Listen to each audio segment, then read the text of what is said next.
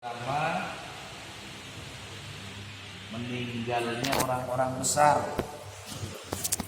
Orang-orang besar itu baik pemimpin atau para ulama, para masyayikh. Nah, itu orang-orang besar. Ini akan meninggal. Pada kalau tahun barunya hari Selasa jatuhnya. Ini menurut firasat para hukama. Ada ulama, ada hukama. Kalau hukama itu memang ya orang-orang yang sudah mukasyafah, artinya orang-orang yang sudah dekat dengan Allah Subhanahu wa taala sehingga mereka tahu kejadian ke depan. Nah, itu yang disebut karomah. Orang-orang yang mempunyai karomah. Mereka menyebutnya seperti itu firasatnya. Tapi ya tetap kita walaupun ada seperti itu, kita memohon kepada Allah agar yang terjadi baik-baik saja buat kita semua. Jadi yang pertama, matinya para ulama, ya matinya orang-orang besar. Yang kedua, akan terjadi banyak pertumpahan darah di tahun-tahun ini. Akan terjadi banyak pertumpahan darah. Kemudian yang ketiga, melambungnya harga. Melambungnya harga. Yang keempat, begitu juga mahalnya makanan dan minuman. Dan yang kelima nih, ketika awal tahun baru itu hari Selasa, maka akan terjadi kemarau panjang, sedikit hujan.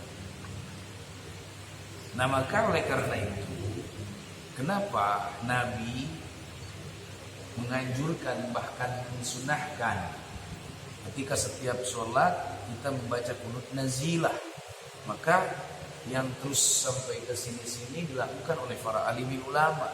Bahkan kalau kita pergi ke pondok-pondok itu yang namanya kunut nazilah itu setiap sholat.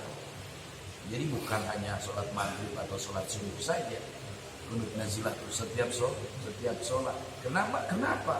Ya karena memang mau tidak mau, ya sekarang yang sudah jelas wabah, ya kan, wabah yang ada di negeri kita, masya Allah sampai saat ini PPKM masih berlanjut, kan begitu. Ya, kemudian juga kan kemarin kita sudah tahu dengan meninggalnya masya Allah, coba kalau kita hitung para habaib, para alimi ulama, para masyayikh, seperti apa? Kemudian dia mulai melambungnya harga-harga apa saja mahal. Sedikit hujan, iya sudah berasa. Itu berdasarkan prediksi para fuqaha, para hukama, ya, para arif billah, ahli mukasyafah, orang-orang yang memang sudah tahu Quran. Maka ya kita dengan wasilah bersolawat dan memuji Rasulullah Shallallahu Alaihi Wasallam, mudah-mudahan ini dijadikan sebagai wasilah lantaran kita terhindarnya daripada bencana yang sudah disebutkan tadi. Khususnya ya untuk anak istri kita, keluarga kita di rumah, ya umumnya muslim muslimat, tetangga-tetangga kita, kampung-kampung kita, mudah-mudahan Allah bebaskan dari yang namanya bencana-bencana itu. Kenapa? Karena kalau ketika sudah turun bencana, jangankan orang yang durhaka kepada Allah Subhanahu wa taala, orang yang taat pun kebagian. Ketika sudah datang bencana, apakah itu banjir, apakah itu gempa, maka semuanya rata, pasti kebagian. Padahal ulah siapa? Ulahnya adalah ulah mereka, orang-orang yang jauh kepada Allah Subhanahu wa taala, orang-orang yang durhaka kepada Allah, orang-orang yang bermaksiat kepada Allah, ulah mereka. Tapi ya tetap kita husnuzon kepada Allah, kita berdoa, kita memohon, kita berbaik sangka, dan mudah-mudahan semua ini dihindarkan dari mulut kita dan keluarga kita. Amin.